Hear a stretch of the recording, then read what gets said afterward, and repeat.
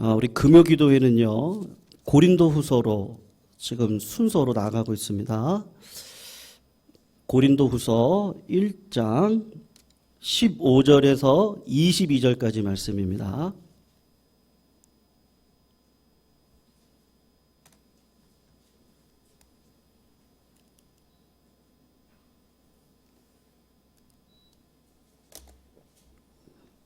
고린도후서 1장 15절에서 22절 우리 같이 교독으로 읽고요.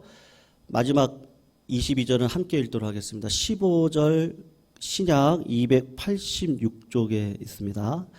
제가 먼저 읽겠습니다. 15절입니다. 내가 이 확신을 가지고 너희로 2번 은혜를 얻게 하기 위하여 먼저 너희에게 이르렀다가 지나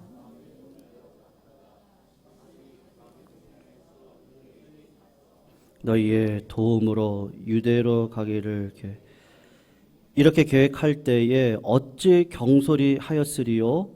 혹 계획하기를 육체를 따라 계획하여 예 하면서 아니라 하는 일이 내게 있겠느냐? 하나님은 미쁘시니라. 우리가 너희에게 한 말은 예하고 없노라. 우리 곧 나와 실로아너와 디모데로 말미암아 너희 가운데 전파된 하나님의 아들 예수 그리스도는 예하고 아니라 함이 되지 아니하셨으니 그에게는 예만 되었느니라. 하나님의 약속은 얼마든지 그리스도 안에서 예가 되니 그런즉 그로 말미암아 우리가 아멘하여 하나님께 영광을 돌리게 되는 우리를 너희와 함께 그리스도 안에서 굳건하게 하시고 우리에게 기름을 부으신 이는 하나님이시니 같이 읽습니다. 그가 또한 우리에게 인치시고 보증으로 우리 마음에 성령을 주셨느니라. 아멘. 여러분, 고린도 교회는요, 사도 바울이 개척한 교회입니다. 개척을 해서 한 1년 6개월 정도 사역을 열심히 하고는 사도 바울은 순회 선교사니까 또 다른 곳으로 복음을 전도하기 위해서 나아갔습니다. 그리고 그 교회를 떠나고 얼마 시간이 지나지 않아서 한 가지 고린도 교회를 향한 소식이 들리는데 그 교회가 분열이 생기고 분쟁이 생기고 그리고 그 안에 도덕적인 문란함이 있다는 소식을 듣게 됩니다. 그래서 사도 바울이 고린도 교회를 다시 방문을 하게 되는데 사도 바울의 마음 가운데 참 실망을 많이 하게 되었습니다.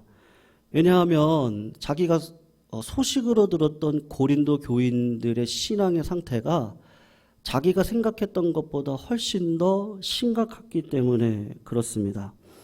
그래서 사도 바울은 고린도 교회를 떠나고 순회 선교 사역을 하면서 편지 한 장을 써가지고 고린도 교회에 보내게 되는데 이 편지는 고린도 전서와 고린도 후서 사이에 써진 편지입니다. 근데 이 편지가 분실이 되어졌어요. 그래서 이 편지를 지금 우리는 내용을 100% 알 수 없고 그 편지를 가지고 있지 않습니다. 그러나 고린도 전서와 후서 사이에 써진 편지니까 고린도 후서를 통해서 사도 바울이 썼던 편지의 내용을 추측할 수 있는데 오늘 본문을 보시면 고린도 교회를 향해서 이 중간 사이에 썼던 편지의 내용이 무엇인지를 추측할 수 있습니다. 오늘 본문을 보시면 바울은 마게도냐로 가기 전에 내가 고린도 교회를 한 번 들리고 그리고 마게도냐에서 유대 땅 베들레헴으로 가기 전에 고린도 교회를 한 번 더 들리겠다라고 하는 편지를 썼던 것 같습니다. 그러니까 총 2번을 고린도 교회를 방문하겠다라고 이야기를 했던 것 같습니다.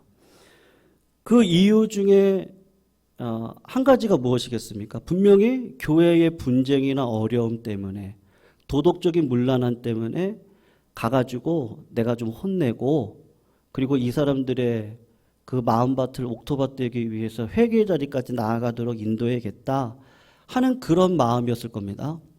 근데 사도 바울이 말을 바꿨어요.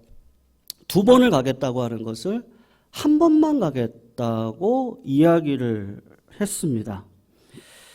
왜 한 번만 가겠다고 이야기를 했을까? 아마 제 생각에는 아비의 마음으로 지금 당장은 화가 나서 두 번을 찾아가가지고 두 번을 성도님들한테 훈계를 해주고 싶었는데, 그렇게 하다 보면 화가 치밀어 오르고, 그리고 내 화를 이렇게 감출 길이 없어서 내가 말을 하다가 실수를 할 수 있겠다라는 생각을 했다라고 저는 생각을 합니다.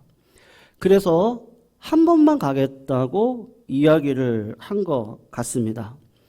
그런데 고린도 교회에 있던 사도 바울을 싫어했던 사람들이 있었는데, 그분들이 이것 때문에 사도 바울을 신랄하게 비판을 했습니다. 사도 바울이 두 번 찾아와서 우리랑 이야기를 한다고 하더니 한 번만 찾아온다라고 말을 바꾸더라. 그러니까 이 사람은 말을 바꾸는 사람이니까 진실하지 않은 사람이다. 이랬다 저랬다 말을 바꾸는 것을 보니까 지금까지 그가 했던 말은 진실하지 않을 거야. 그렇게 폄하를 했습니다. 성도님들, 어떻게 생각해 보면 지나친 비약이 분명한데, 선교 현장에서 일을 하다 보면 사정이 여의치 않아서 방문한다고 했다가 취소를 하는 경우도 분명히 있었을 텐데, 아니 그것을 가지고 사도 바울이 진실하지 않은 사람이라고 그렇게 매도를 했던 성도들이 있었어요. 그리고 더 지나친 비약을 하게 되는데, 그동안 사도 바울이 전했던 복음도 믿을 수 없다. 그렇게 이야기를 했던 것 같습니다. 아마도 제 생각에는 고린도 교회 안에 아볼로파도 있었고요, 베드로파도 있었는데, 그 아볼로나 베드로파의 극단주의자들이 몇 사람들이 그렇게 이야기를 하지 않았을까라는 생각을 하게 됩니다. 사도 바울은 그런 상황에서 위기감을 느꼈습니다. 그래서 편지를 다시 쓰게 된 것이 고린도 후서인데요. 여러분, 사도 바울이 어떤 위기감을 느꼈겠습니까? 자신의 진실함에 대해서 오늘 고린도 후서 편지를 통해 증명을 하려고 무던히 애를 쓰고 변명을 하고 있는데, 제가 생각할 때 사도 바울의 어떤 사도적인 위치가 무너질 것 같아서 변명하는 것 같지는 않아요. 왜냐하면 사도 바울은 동족으로부터 돌에 맞아 죽을 뻔한 적도 있었습니다. 40에 하나 감한매를 여러 번 맞을 뻔했고요. 태장으로 죽을 뻔했던 적도 있었어요. 그러니까 동족으로부터 오해를 받았던 거, 죽을 뻔했던 거, 그건 이미 다 겪은 사람입니다. 그러니까 고린도 교회에서 나를 이렇게 의심을 해? 그거에 대한 위기감을 느끼지는 분명히 않았을 거예요. 사도 바울은 자신을 진실하지 않다라고 왜곡을 함으로 내가 전한 복음의 진실함이 깨어지면 어떻게 하지라고 하는 위기가 내 마음속에 있었습니다.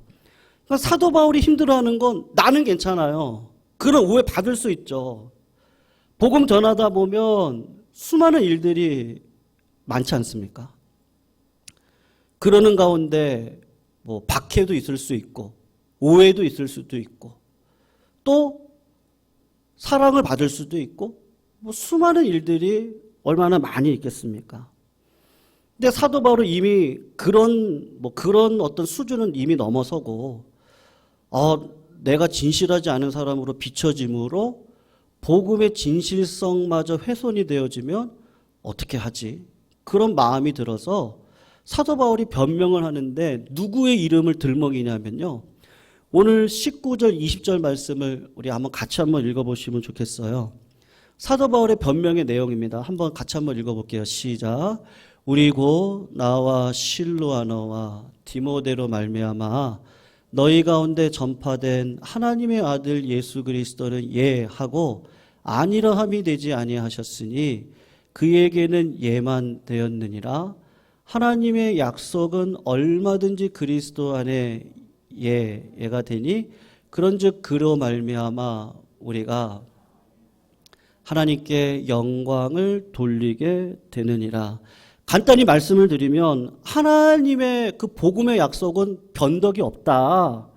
이렇게 했다가 저렇게 했던 적이 없이 약속하신 것은 약속하신 대로 이루시는 분이 하나님이시다. 하나님께서 예라고 하셨으면 속으로는 아니요라고 음흉하게 품고 겉으로만 예라고 하시는 분이 아니시고 수천 년 전에 예수 그리스도가 오실 것에 대해서 예언을 하셨고 2000년 전에 예수 그리스도가 오셨고 그 예수 그리스도가 세상 풍파에 흔들려 죄악된 세상을 살아가며 눈물 흘리고 고난 가운데 있을 수밖에 없는 우리들을 위해서 십자가에 달려 돌아가셨던 것을 성취하셨던 그 예수님, 그 예수님은 하나님 앞에 예만 하셨지 아니오라고 하신 적이 없었다. 그런 복음에 진실성이 있다. 그 얘기를 지금 하고 있는 겁니다. 예전에 이 말씀으로 교회에서 잘못 오용이 되어졌던 적이 있었습니다. 그래서 언제나 교회는요, 예만 있고 아니오는 안 된다는 절대 복종으로 말씀을 적용했던 경우가 있었습니다. 그래서 교회에서 선교 가시죠. 그러면 예만 있죠? 아니오라고 이야기하시면 안 돼요. 봉사 좀 하시죠. 그러면 예만 하셔야지 아니오라고 대답하시면 안 돼요. 왜 그런지 아세요? 오늘 본문을 보시면 예수 그리스도가 아니오라고 얘기했던 적 있습니까? 예라고만 했잖아요. 그러니까 절대 복종하세요. 여러분 이 본문은요. 교회 안에서 절대 복종하라고 하는 본문이 아닙니다. 사도 바울은 자기의 진실성을 오해하는 성도들이 복음의 진실성마저도 폄하해버리는 그 위기 앞에 변명을 막 하는데 하나님의 이름을 들먹이고 예수 그리스도의 이름을 들먹이고 그리고 그 말씀을 통해서 22절을 성도님들 보세요. 그가 또한 우리에게 인치시고 보증으로 우리 마음에 성령을 주시지 않았느냐. 하나님의 그 진실성이 예수 그리스도 이제 십자가 달려 돌아가셨다가 3일 만에 부활하시고 하늘로 승천하셨는데 고아와 같은 날을 예수 믿고 난 다음에 가장 큰 특징이 뭐죠? 성령 받는 거죠. 성령을 받으면 하나님과 인격적인 교제를 하죠. 하나님의 말씀에 뜻을 묻고 그 뜻대로 살아가는 그 실제 삶 능력이 우리들의 삶 가운데 있는 것 너희들도 알고 있지 않냐. 그러니까 복음의 진실성을 지금 하나님의 이름을 들먹이면서 진실하다는 것을 지금 이야기를 하고 있습니다. 여러분 조금 의아하지 않습니까? 바울이 지금 진실하지 못하다고 비난을 받고 있는데 거기에 대한 변명을 뭐라고 하고 있어요? 하나님의 약속을 끄집어오고 예수 그리스도의 예하심을 끄집어오고 성령의 인치심을 끄집어와서 나는 진실한 사람이라는 것을 변명을 하고 있어요. 너무 거추장스럽고 의아스러운 거 아닌가? 여러분 지금 무슨 말을 사도 바울이 하고 싶은 거죠? 그가 전하는 복음의 진실성을 그게 진짜고 그 진짜를 따라가고 있는 내 마음도 진실이다. 내 마음이 진실인데 그거는 증명할 길이 없어요. 근데 복음의 사도로 복음을 증거하고 있는 그 복음의 진실은 진짜다라는 것을 지금 이야기를 하고 있거든요. 오래전입니다. 저와 성경 공부를 하신 분이 이렇게 말씀하셨습니다. 자기는 천국이 진짜로 있다고 확신되기만 하면 자기가 아는 교인들처럼 그렇게 살진 않을 것이다라고 그렇게 성경 공부를 하시면서 저한테 이야기를 하셨습니다. 무슨 의미로 말씀하셨죠? 천국이 있다고 외치는 목사도 천국이 없는 것처럼 살아요. 천국을 믿는다는 교인들도 천국이 없는 것처럼 살고 그래서 그들이 말하는 천국을 믿을 수 없다는 의미로 그 이야기를 저한테 하셨던 겁니다. 이 세상에 세일즈맨들이 많은데 갤럭시 핸드폰이 좋아요. 이 핸드폰이 좋으니까 삼성 거 쓰세요. 그렇게 세일즈맨이 막 삼성폰을 파는데 진짜 그 사람의 손에 들린 거는 아이폰을 들고 있는 거예요. 그 사람이 볼 때는 삼성폰보다는 애플에서 만든 아이폰이 더 좋은 거죠. 왜냐하면 갤럭시를 믿을 수 없으니까. 그것과 마찬가지로 천국이 있다고 말을 하는데 세상에서 천국이 없는 것처럼 양보도 하지 않고 탐욕에 찌든 삶을 살고 있는 모습을 보게 되거나 아니면 영원한 나라를 소망하고 그 소망은 오직 그리스도를 통한 구원에 있다고 고백을 하시는데 실제로는 여러분 사람의 진실성은요. 사계절을 지나가면 압니다.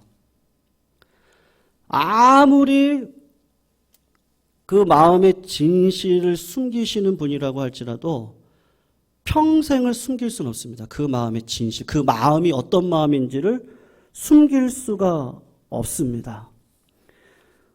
성도님들, 하나님께서 우리들에게 완벽을 요구하십니까? 완벽한 사람은 아무도 없습니다. 천국의 실제에 대한 분명한 증거를 갖고 살아가라고 요구하시면서 완벽하게 살라고 하나님은 말씀하신 적이 없습니다. 우리는 그렇게 살아갈 수 없습니다. 때로는 실수도 합니다. 그런데 세월이 흘러가면서 뭐는 알아요? 저 사람이 그 복음의 진실성을 저렇게 고백을 하고 있는데 그 사람이 진실한지는 시간이 지나가면 아는 거예요. 사도 바울이 지금 변명하는 게 뭐예요? 내가 믿는 복음의 진실성이 있는데 그건 성도님들도 경험하시지 않으셨습니까? 하나님이 약속하신 거 한 번도 변개하신 적이 있습니까? 예수 그리스도를 보내셨고 그 보내신 예수 그리스도를 믿음으로 성도님들이나 저나 성령 받지 않았습니까? 성령을 받은 자의 특징이 무엇입니까? 사랑이고 희락이고 화평이고 오래 참음이고 자비이고 양성이고 충성이고 온유고 절제의 삶이지 않습니까? 제가 참기 위해서 혹여라도 화가 나가지고 말에 실수가 있을까 봐 2번 가겠다는 것을 1번 가겠다고 이야기를 했는데 저의 진실함은 믿지 못해도 복음의 진실함은 믿으세요. 그리고 시간이 흘러가면서 저를 보세요. 사도 바울은 고린도 교회를 향해서 그 이야기를 하고 있는 것이죠. 여러분, 오해를 하면요. 그 프레임으로 그 사람을 볼 수밖에 없습니다. 제가 청년 때는 참 잘못된 생각이었어요. 지금 지내놓고 보니까요. 지금 뭐 청년 세대들 이대남, 이대녀가 한쪽은 이쪽으로, 한쪽은 이쪽으로. 지금 20대도 갈라졌습니다. 남녀가 갈라졌습니다. 근데 여러분 20대 때 청년의 그 마음 안에 있는 건 뭐죠? 공정이고 상식이거든요. 그리고 교회를 다니면서 교회가 목사님이 뭐라고 선포를 하셨는데 강단에서 내려와서 살아가는 모습이 그대로인가 아닌가? 우리 성도님들 직분자들이 모여가지고 이런저런 이야기를 하시는데 실제로 살아가는 삶이 그런가 아닌가? 여러분 청년 때는 저의 부끄러운 고백인데요. 저는 제 솔직한 마음입니다. 사람이 하얀색하고 검은색만 있는 줄 알았습니다. 그래서 제 마음대로 막 판단을 하는 거죠. 목사님의 의중, 우리 장로님들의 의중, 그리고 성도님들이 그렇게 살아갈 수밖에 없었던 그런 마음들, 그 진실함을 보지 못하고 외모만 보고 판단을 한 거예요. 저분은 백색이에요. 저분은 검은색이에요. 그러다가 목회자가 되고 수많은 사람들을 만났습니다. 정말로 많은 분들을 만났습니다. 그러면서 하나님께서 하나씩 깨트리시는데 목회 초년변 목사 시절에 목사 된 지 얼마 안 되고 교구를 맡아서 여든도사님하고 신방을 갔는데 어떤 노 권사님 산 중턱에 사시는 분인데 그분을 만나러 가서 예배를 드리다가 잘 예배를 드리고 나왔습니다. 근데 그분이 월세 10만 원짜리를 산 중턱에서 살고 계세요. 근데 딱 그 옛날 집이죠. 딱 들어가면 부엌 있고요. 부엌에서 이렇게 뭐 음식 만드는 거 있고 문 딱 하나 열면 방 하나 있는 거. 그거 월세 10만 원으로 살고 있는 거예요. 어떤 예배를 잘 드리고 나왔는데 이제 여전사님하고 이제 오는 길에 이런저런 이야기를 하다가 아니 이분 아드님이 우리 교회 안수 집사님이신데 아니 어머님을 어떻게 이런 데다가 혼자 놔두게 하시고 산에 놔두게 하시고 이렇게 살아갈 수가 있을까? 저희가 막 판단을 했죠. 안수 집사님 어떻게 그럴 수 있어? 그리고 또 안수일사 댁에 가서 이렇게 신방을 가야 되니까요. 한 2개월 뒤엔가 또 신방을 가게 됐습니다. 안수일사님 댁에 가서 예배를 드렸는데 아이들이 셋인데요. 그분도 넉넉하진 않은 삶을 살아가야 되는데 어머니를 모시고 살아갈 수 있는 환경이 아니시더라고요. 아이들 키워내야 되고 부부가 일을 나가야 되고 넉넉하지 않은 삶을 꾸려가야 되는 상황 가운데 아들이 선택한 것은 어머님을 내가 할 수 있는 최대한의 돈 10만 원으로 월세를 잡아드리고 용돈을 드리는 그것이었어요. 돌아오는 길에 정말 얼마나 많이 후회를 했는지. 그 아드님의 진실은 못 보고요. 겉만 보고 제가 판단을 했던 겁니다. 한 번은 이런 일이 있었습니다. 젊은 집사님께서 남편이 일찍 돌아가시고 시아버지하고 일찍 돌아간 그 남편 사이에 태어난 아들을 데리고 진짜 가난한 가운데 열심히 사셨던 집사님이셨어요.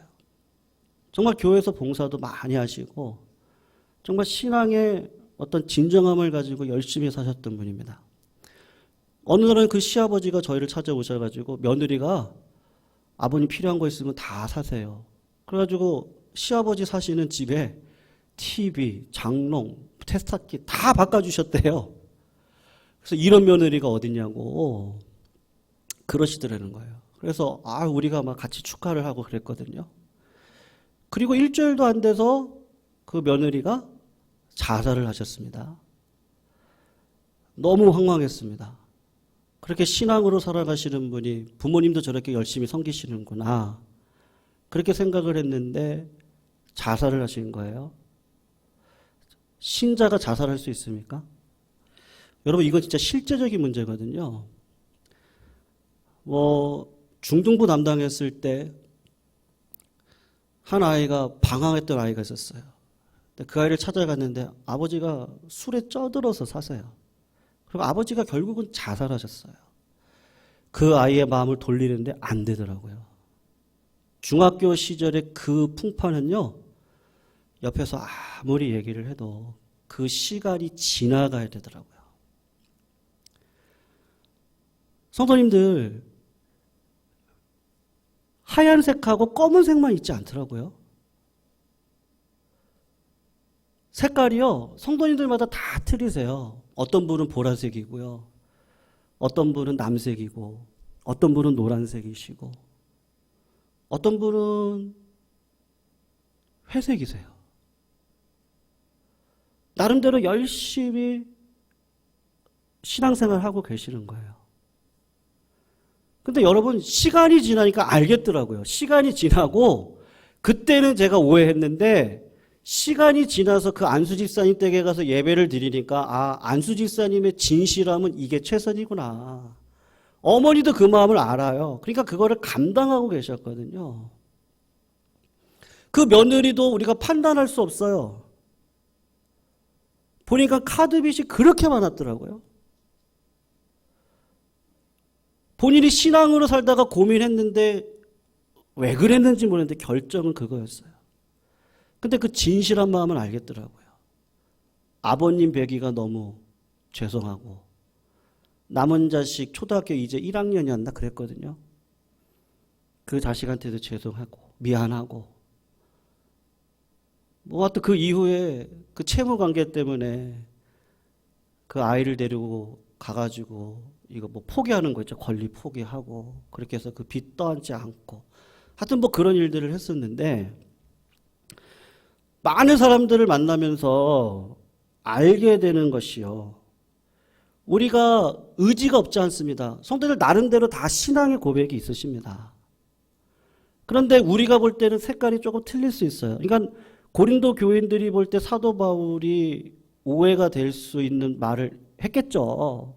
그게 다 쌓여가지고 두 번 온다 그러거나 한 번을 와? 그리고 어디까지 간 겁니까? 복음의 진실성까지 간 거죠. 그러나 시간이 흐르면 사도 바울의 말이 어떻겠습니까? 진실함이 있으니까 고린도 교인들이 돌아오는 일들이 있었거든요. 여러분, 오늘 이 본문은요, 절대 복종에 대한 이야기가 아니고 진실하지 않다면이에요. 우리가 마찬가지입니다. 어떤 사람을 대할 때, 진실하다고 말할 때 그 사람은 절대로 약속을 한 번도 어기는 적이 없어요. 그런 사람을 진실하다고 하지 않아요. 실수할 수 있죠. 이 세상에 그 인문학으로 따지면요, 사람의 경우의 수가 얼마나 많은지 아세요? 바둑판 수를 두는 것보다 더 많은 게 이 땅에 인생의 수거든요. 근데 그 수를 우리가 어떻게 다 파악을 해요? 시간이 지나가면서 그냥 그 마음 있잖아요. 지금은 실수할 수 있어요. 근데 그 마음 가운데 그 진실함의 근거는 뭐겠어요? 복음을 향한 진실함인 거예요. 근데 수준은 아직 청년일 때가 있고, 지금 뭐 나이가 들어가지고 장로의 수준일 수 있고, 뭐 수준은 여러 가지일 거예요. 근데 그분의 마음의 그 진실함, 그 근거는 복음의 진실함에서만 찾을 수 있지 않겠습니까? 그러니까 사도 바울은 제가 볼 때는 왜 이렇게 구차하게 변명을 하지? 아니, 뭐 성령의 이름까지 들먹이고, 하나님의 이름까지 들먹이고, 예수 그리스도 이름까지 들먹이면서, 아니, 뭐 이렇게까지 변명을 할까 하다가 본문을 계속 묵상하는데, 이 진실함에 대한 이야기를 하고 있구나. 성도님들, 교회가 거짓도 사실로 믿게 만들 수 있는 현란한 말재주나 논리로 복음을 증거할 수 있습니다. 그런데 교회가요, 성장이라고 하는 명목하에 실용적이고 상업적인 방법에 치중을 많이 했습니다. 그러다 보니까 진실함을 소홀히 여기게 되었습니다. 다시 말씀드리면, 열심히 전도를 해서 그 사람을 데려오는 능력은 높이 평가를 하면서도 그 믿음으로 사는 것을 소홀히 여겼습니다. 또 다시 말씀드리면, 믿게 하는 일에는 치중했는데, 근데 내가 그 복음의 진실함 앞에 서서 사도 바울처럼 말이 바뀌네? 약속을 안 지키네? 근데 여러분, 사람이 사계절을 지나보고 1년이 지나고 2년이 지나고 3년이 지나면 그 사람의 중심이 뭔지 아시죠? 아니에요? 알겠던데요. 결국은 숨길 수가 없더라고요. 사람의 마음을 절대 숨길 수 없습니다. 그 근거가 내가 믿고 있는 복음의 진실성에 있는지,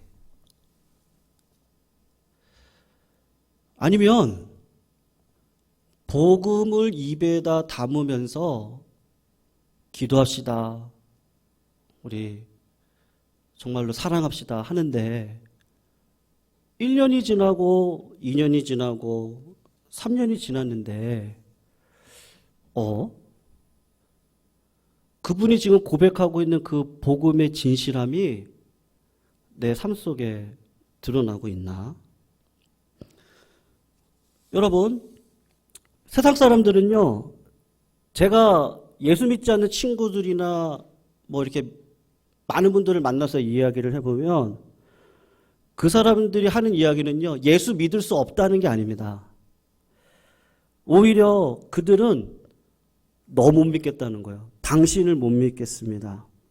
그 사람들은 솔직히 예수 그리스도가 누군지에도 관심 없어요. 예수 그리스도가 하나님의 아들인지 복음의 진실성이 있는지 없는지 관심이 없고 잘 모릅니다. 그런데 그들이 아는 거 하나가 있는데, 예수 믿는다며 말하고 있는 분들이 1년이 지나고 2년이 지나고 3년이 지났는데 아니, 세상 사람들보다 더하네. 교회가 은혜라는 명목으로 상식도 없고 공정도 없고 원칙도 없고 와, 더하네.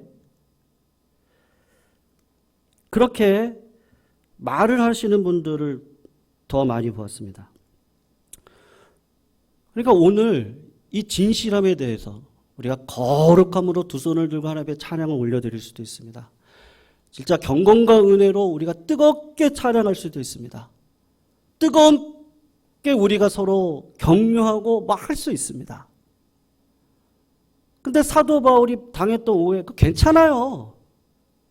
근데 내가 믿는 하나님의 진실함은 결코 포기할 수 없는 거예요. 그러니까 구차하게 사도 바울은 복음의 능력으로 살아가는 나를 좀 봐라. 그래서 성령을 끌어들이고 하나님을 끌어들이고 예수 그리스도를 끌어들여서 그분은 예만 있으셨지 아니오는 없으셨던 분입니다. 여러분들의 마음 가운데 인을 치신 성령님이 있지 않으세요? 아니 그런 자가 어떻게 진실하지 않게 살아가겠어요? 그러니까 사도 바울이 내가 한번 너희들 가서 한번 만나자, 보자. 자꾸 사도성을 오해를 하고 복음의 진실을 깨트리는 분들을 향해서 지금 사도 바울이 간절함으로 편지를 쓰고 있는 겁니다. 여러분 물론 쉽지 않은 얘기입니다. 그러나 우리가 왜 실수가 없겠어요? 살다 보면 우리의 한계, 지식의 한계가 있습니다. 그런데 하나님을 자꾸 알아가시다 보면 복음의 크기, 넓이, 높이, 그 깊이가 얼마나 진실한지. 아니 사랑만큼 큰 게 어디 있습니까? 부모님의 사랑만큼 위대한 게 어디 있고 하나님의 사랑만큼 위대한 게 어디 있습니까? 그거를 알아가는 것만큼 내가 진실하게 살아갈 수 있는데 그 복음의 크기가 하나님의 사랑의 크기죠. 그래서 성도님들 오늘도 이 말씀을 통해서 우리 마음 가운데 진실함을 가지고 하나님의 은혜를 쫓아 믿음으로 살아가는 일에 정진해 주시기를 부탁드리겠습니다. 오늘 이 말씀 붙들고 같이 한번 찬양할 때요. 두 손 들고 찬양합니다. 다시 오실 왕 여호와께 나를 오직 주만이 나를 다스리는데요. 주님만이 나를 섬깁니다. 내 마음 가운데 거짓된 마음, 헛된 마음, 야욕의 마음 이런 것들은 다 사라지게 해주시고 진실된 마음으로 성령의 내 영혼을 충만하게 해달라고. 아마 사도 바울은 저는 이 찬양 했다고 생각하거든요. 오늘 말씀 생각하면서 우리 이 찬양 부르시고 같이 기도하는 시간 갖도록 하겠습니다.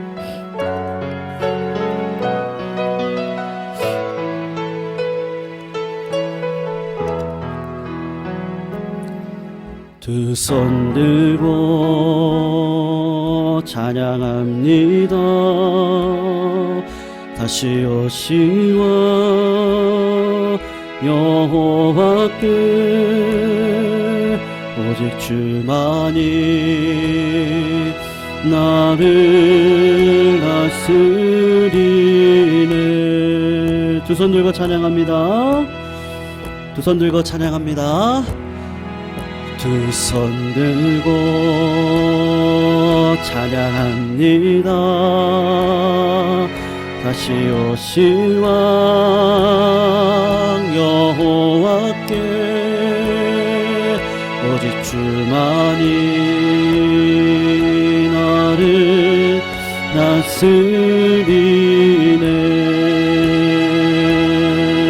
다스리네.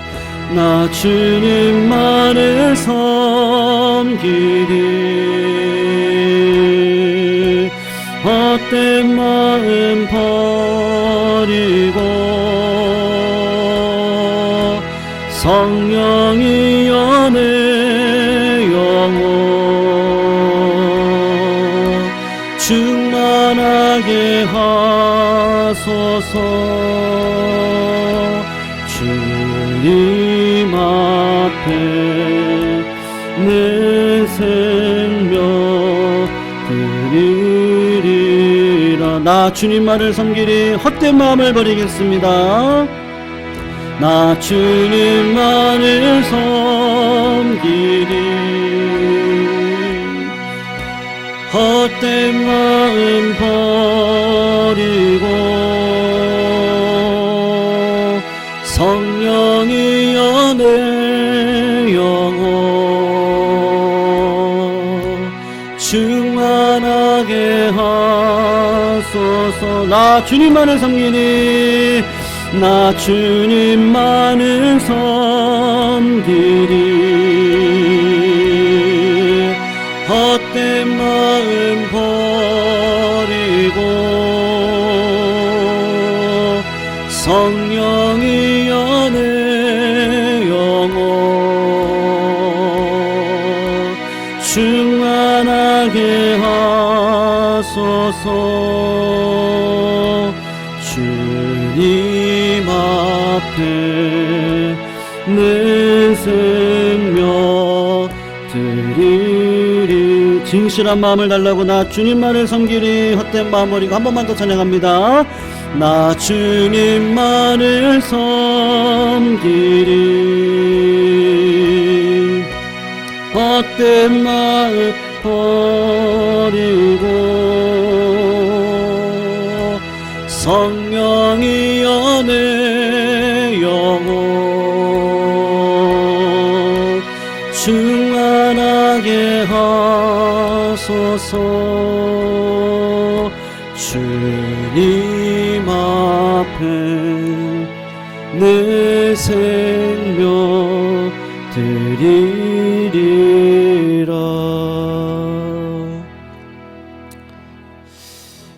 여러분, 그 위대한 작가들, 특별히 미술가들은요, 이렇게 실제로 삶을 살아갈 때는 후원자들이 많지 않기 때문에 그의 작품의 진실성은 꼭 죽고 난 다음에 이렇게 위대하게 평가를 받는 모습을 볼 수가 있습니다. 우리는 하나님께서 보시기에 작품이신데, 하나님 보실 때 하나님이 우리의 후원자이시기 때문에 하나님을 믿고 걸어가는 자에게는 그 작품성, 그것은 그 사람의 하늘로부터 내려오는 철학, 그것은 하나님의 신실하심, 그것을 다른 말로 진실함이다 라고 이야기할 수 있을 것입니다. 그래서 그 미술의 작품은 딱 보면, 야, 어쩌면 우리의 인생을 이렇게 잘 표현했지, 그것이 드러나는 게 진짜 작품이듯, 오늘 우리가 이 땅을 살아낼 때 그 하나님께서 우리들에게 주시는 그 진실한 마음이 우리의 삶을 통해 작품으로 드러나야 될 줄로 믿습니다. 사도 바울도 참 그 길을 걸어가는데 힘들고 어려웠는데요, 오늘 우리의 삶에도 동일한 또 과정이 있을 줄로 압니다. 그래서 성도님들, 우리가 사람은 끝까지 사랑하되 하나님을 끝까지 믿고 믿음의 존재로 우리가 이 땅을 살아낼 때 믿음의 역사를 통해 그 진실함을 놓치지 않는, 비둘기처럼 그 진실함, 착함, 순결함을 하늘의 지혜로 이 땅 가운데 끝까지 감당할 수 있어서 천국 가는 그 길에 우리 주님 그 진실함 보시고 내 자녀라 얘기하실 수 있는 그 상급을 누리시는 자리에 우리 모든 성도님들이 다 서시기를 부탁드리면서, 하나님 내 마음 가운데 진실함을 주시고 하나님 세상의 풍파 속에서 늑대의 탈을 쓰고 살아가는 자들 되지 않도록 하나님께서 나를 인도해 달라고 이 시간 같이 한번 기도하셨으면 좋겠습니다. 우리 더불어서 기도하실 때요, 뭐 조양재 원사님 넘어지셔가지고 얼굴 막 이렇게 부어 계시고, 그리고 지금 뭐 누워만 계세요. 누워만 계시기도 하시고, 또 뭐 지금 뭐 우리가 기도의 제목들이 많습니다. 우리 뭐 청년들도 그렇고요, 또 우리 뭐 주일학교도 마찬가지고, 우리 교회가 앞으로 걸어가야 될 방향도 그렇고요. 제가 이 말씀을 드려야 되나 말아야 되나, 우리 지금 최추민 권사님 말씀하시지 말라 그러셨는데 그냥 목사로서는 꼭 말씀을 드려야 될 것 같아서, 우리 김창환 집사님 이렇게 며칠간 병원 가셨다가 이렇게 다 검사를 하셨는데 대장 쪽에 이제 조금 문제가 조금 있으셔서, 큰 건 아니라고 생각합니다. 하나님께서 치유해 주실 거고 은혜를 베풀어 주실 줄로 아는데요, 주일 지나서 이제 병원에 들어가셔서 이제 수술을 받으십니다. 이 큰 거를 목사님만 알고 계세요 이렇게 말씀하셔서 제가 권사님의 동의도 구하지 않고 말씀을 드립니다. 총 4개가 있으신데 그 덩어리들이 깨끗하게 치유되어질 수 있도록 성도님 좀 특별히 기도 부탁드립니다. 그래서 잘 넘어가시고 지금 뭐 교회 기둥과 같이 늘 자리 지켜주시는데 하나님께서 이번 사건을 통해서 또 위로해 주셨으면 좋겠습니다. 더불어 우리 교회가 위로받았으면 좋겠고요. 또 우리 교회가 제가 아는 분이요, 이렇게 이탈리 명품을 수입하다 파시는 분이셨는데 어느 순간 그 이탈리 명품을 담당하셨던 분이 LG로 넘어가셔가지고요, LG 쪽으로 갔어요. 충격을 받아가지고 운전을 하다가 뇌졸중이 오셔가지고 이 반신불수가 되셔서 작년에 돌아가셨거든요. 61세신데 작년에 돌아가셨습니다. 그래서 그 사람에 대한 그 진실함의 충격이 얼마나 큰지, 그렇게 믿었던 그 이태리 그 명품 업체가 한순간에 대기업으로 돌아가는 그 모습을 보면서 큰 충격 가운데 많이 회복하시고 신앙생활 하시다가 조금 일찍 가시긴 하셨는데요. 우리 신앙에 있어서 하나님 앞에 그런 모습은 없어야 되겠다는 생각이 듭니다. 그래서 하루하루를 어떻게 하든지 나의 우리 성도님들이 가시고 계신 그 착함이요, 그 순수함, 그 순전함, 그것을 하늘의 지혜로 그 위기 때마다 넘어갈 수 있는, 그것은 복음 외에는 없는 줄로 압니다. 그래서 오늘도 복음으로 우리 교회가 다 지혜롭게 그 순수함을 잃지 않고 변질되어지지 않고 걸어갈 수 있는 믿음의 길을 걸어갈 수 있도록 인도해 달라고 같이 한번 기도하시도록 하겠습니다. 네, 더불어서 기도하실 때 우리 성도님들 육신 연약하신 분들 같이 한번 기도해 주시고요. 그리고 우리 성도들 개인적으로 가지고 계신 기도 제목들 있으십니다. 그것들 오늘 하나님 앞에 간구하시면서 응답되어지고 기쁨으로 일어설 수 있는 자리가 되셨으면 좋겠습니다. 우리 같이 하나님 앞에 기도 올려드리고요, 하나님의 응답 가운데 기쁨으로 일어서시기 바랍니다. 우리 같이 하나님 앞에 기도 올려드립니다. 하나님, 우리 성도님들의 간절한 기도 제목을 은혜를 베풀어 주시기를 원하고 기도합니다. 교회의 진실함을 어느 순간 세상의 풍파 속에 하늘의 지혜를 구하지 못하고 살아갔던 우리들의 어리석음이 하나님 교회를 교회되지 못하게 했던 하나님 불의가 있었음을 압니다. 오늘도 우리 성도님들 그리고 우리 한국교회가 하나님 앞에 지혜를 구해 비둘기처럼 순결함을 잃지 아니하고 변질되지 아니하며 걸어갈 수 있는 은혜를 허락하여 주시옵소서. 우리 성도님들 육신의 연약함 속에 오늘도 기도하고 간구합니다. 응답하여 주시옵소서.